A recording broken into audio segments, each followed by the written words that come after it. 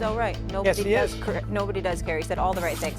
Stephen A., Shadour taking fewer reps, do you think that's a bad sign? No, not at all. It's too early for all of that. He just arrived. He's a rookie. And by the way, while you're looking at him, you also want to see what Dillon Gabriel will bring to the table, along with others. Kenny Pickett is on this squad. He's relatively young, even though I don't think that he's the face of the franchise for the future, okay? Of course, Joe Flacco is an experienced veteran.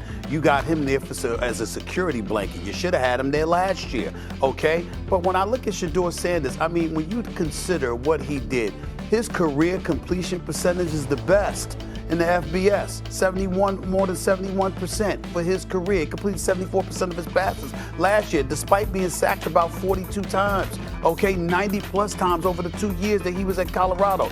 The brother can play, but what you drafted in the fifth round, 144th overall, we all know how bogus that was. We know that there's more to it than just his football skill.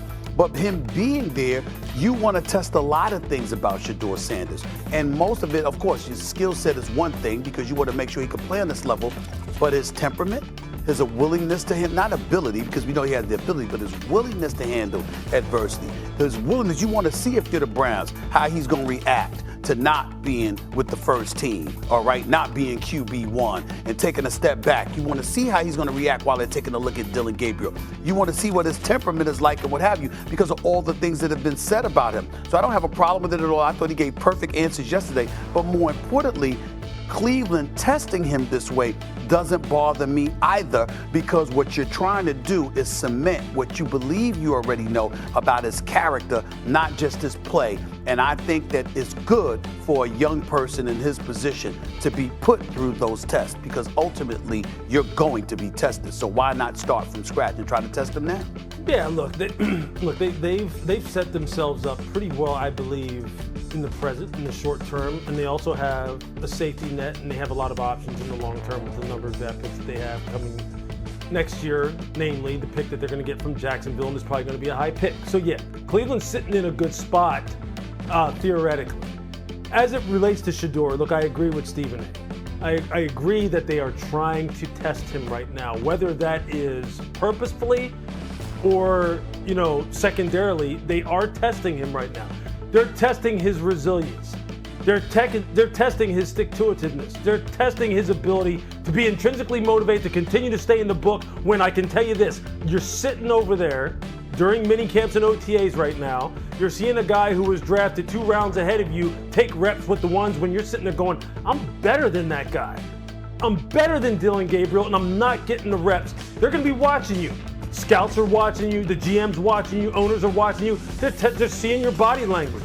They're seeing how you are when you go in the huddle and you do get a couple reps. They're seeing how you execute, how you get on with the rest of the teammates, how you walk into the locker room, whether you're the guy who's first into your weightlifting session, whether you're a guy who's early into treatment, are you in the film room watching extra tape. They're evaluating all that right now when he's not the man. He's not being treated as the man. No one cares about what you did at Colorado anymore. They're testing him. And he's taking the perfect approach. He's saying, look, I got to maximize every single thing that I do here. The great Tom Brady used to talk about it the same way when he went to New England as a 5th round pick. I had to maximize everything. And when he does, that earns you more reps. Because in the end, I'll tell you this, as a pure quarterback, of everyone who they have on their roster right now, I do believe that Shadour is the best player. But he's not going to be able to show that right away. And what Cleveland is saying is, are you willing to play the long game with us and bide your time? Are you still willing to do the right things? And if they do it organically, if they do it fairly, he'll win the job eventually at some point in time. I really do believe that. But there's a lot of things he's going to have to navigate first. Look, Travis is a freak. We'll see what happens. And then finally, if I said Shedeur Sanders is going to be QB1 before November, is that ridiculous? That's not ridiculous as long as, again, he earns the opportunities to get to log more play time with the ones so people can reasonably project that he'd be someone who is worthy of being the starting quarterback. If he doesn't ever get those opportunities, then who knows what's going to happen here. This is on Shadour and it's on Kevin Stefanski as well. to go ahead and make sure that this all works together. And look, I'll tell you what though, after that beginning of the season, hey man, they may say, hey look, just put him out there because we have just as good a shot with him as anyone else. Perhaps. You're looking at the most difficult strength of schedule in the league to start the year. By the way, games 7, 8, and 9 are all against the AFC East, the Dolphins, the Patriots, and the Jets, which might be a little easier stretch. As for Shadour, this is what he said yesterday about his approach to minicamp. Just a mindset, just an adjustment. You got to go and understand the situation that you're in and be able to approach that and get the best out of it. You could view things as you're not getting reps in a negative way, or you could view it as, okay, when's my time to get out there? So there's no excuses, because when you get out there, nobody cares how many reps you got. Whenever you get in the game, nobody cares if you took a snap before. You know, like everybody cares about production. So that's the main thing. When you get out there, you got to be able to produce. Okay, so let's do this, Mike T. I'm putting it in, in Waze or Google Maps. You can plan a drive. So take me through the route. Shedeur Sanders, from where he is to being the starting quarterback of the Cleveland Browns. What are the directions? We're parallel tracking, so you should have Waze and Maps up at the same Either one, I got them both. Okay, stack one good day on top of the next, and then get in preseason games, play really well, and then after those first 4 games, if I'm Kevin Stefanski, what I'm thinking about is we got to win games today, but we got to develop for tomorrow. This is a guy that legitimately could be a frontline starting quarterback by October 1st, get through the really difficult schedule we're looking at, and then let him go. But he has to earn the trust and credibility of his teammates. They can't just indiscriminately throw him out there because he's Shedeur Sanders. I think he'll earn it because he has enough ability, and I would do that by October 1st, Greeny. Over the last 40 years, the only quarterback drafted in the 4th round or later who wound up starting his team's opener was Dak Prescott in Dallas in 2016.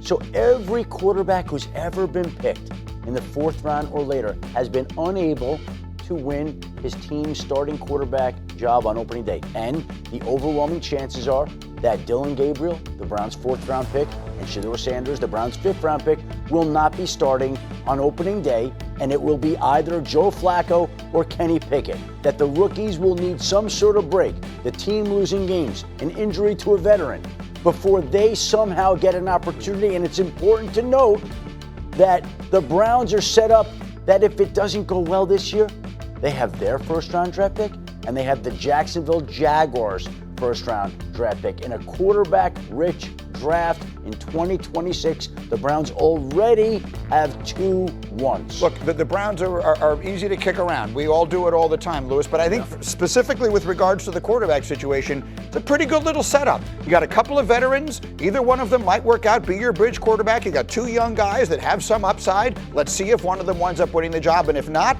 as Shefty and Mike T have pointed out, you got the ammunition in next year's draft. It's not a bad little setup for the Browns right now, short term and long at quarterback. Yeah, they've covered all their bases, that's for sure. I mean, they have options. I think the thing, though, I want to circle it back to is when we're talking about Shadour and whether or not he has a real chance to go ahead and be, the starting quarterback. I think we need to really understand just how hard it is what he's trying to do.